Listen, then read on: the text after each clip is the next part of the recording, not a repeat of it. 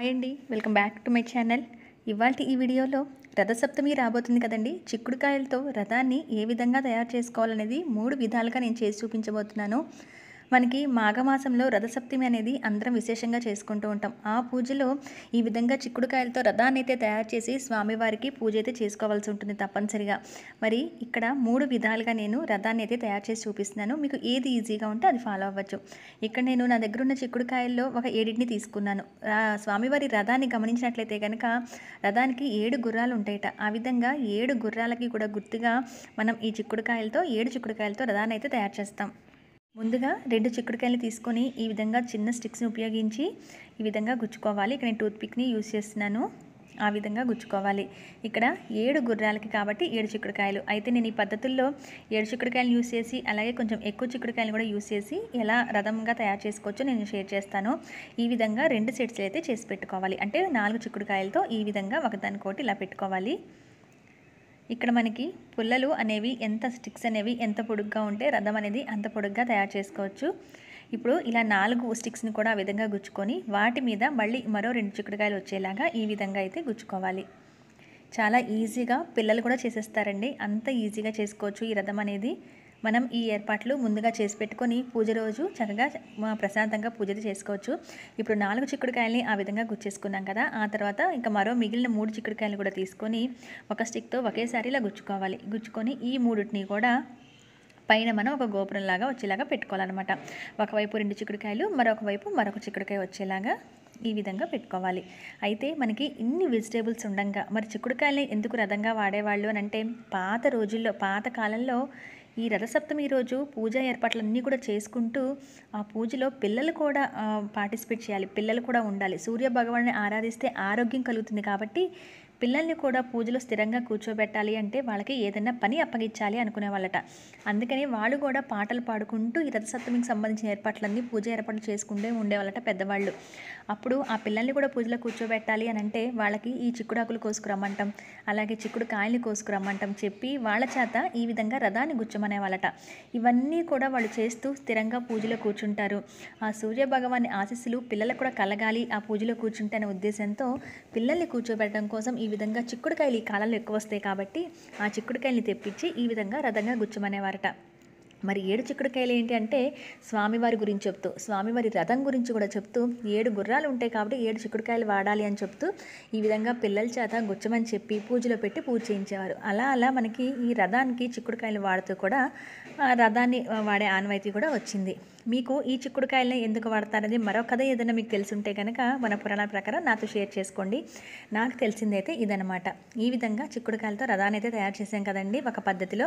అయితే సూర్యుని ఫేస్ అనేది మనకి దొరుకుతూ ఉంటుంది. అలా దొరికితే కనుక మీరు ఆ రథం దగ్గర పెట్టుకోవచ్చు. ఒకవేళ లేకపోతే ఒక తమలపాకు మీద గంధంతో ఈ విధంగా సూర్య భగవాను లాగా గీసుకొని ఆ రథం మధ్యలో ఆకునైతే పెట్టుకొని ఈ రథాన్ని మీరు ఇక పూజలో పెట్టి చక్కగా మీరు పూజ చేసుకోవచ్చు. అయితే రేగి పండును కూడా గంధం బుట్టతో అలంకరించి సూర్య భగవానుగా భావించి ఆ రథం మధ్యలో పెట్టి పూజ చేసే వాళ్ళు కూడా ఉంటారు.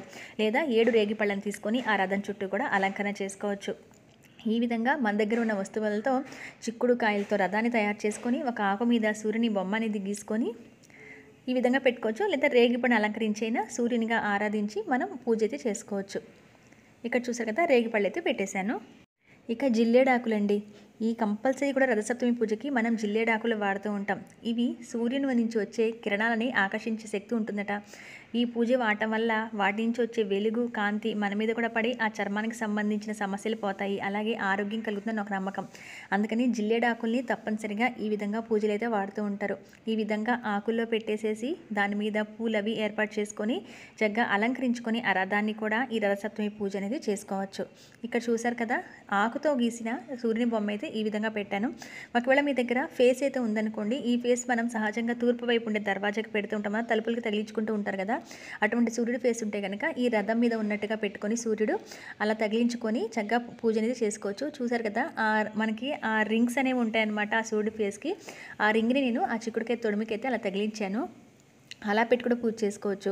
ఒకవేళ రింగ్స్ లేవనుకోండి ఆ రథం ముందే స్వామివారి ముఖాన్ని పెట్టుకొని ఈ విధంగా కూడా పూజ చేసుకోవచ్చు. ఎందుకంటే స్వామివారు ఆ రథం మీద మనకి వస్తున్నారు అనే ఒక సంకేతం కదా, అందుకని చెప్పి ఆ రథం దగ్గర కూడా సూర్యుడు ఫేస్ పెట్టుకొని ఈ విధంగా పెట్టుకోవచ్చు. ఇదిగోండి ఫస్ట్ పద్ధతిలో తయారు చేసిన రథం అనమాట.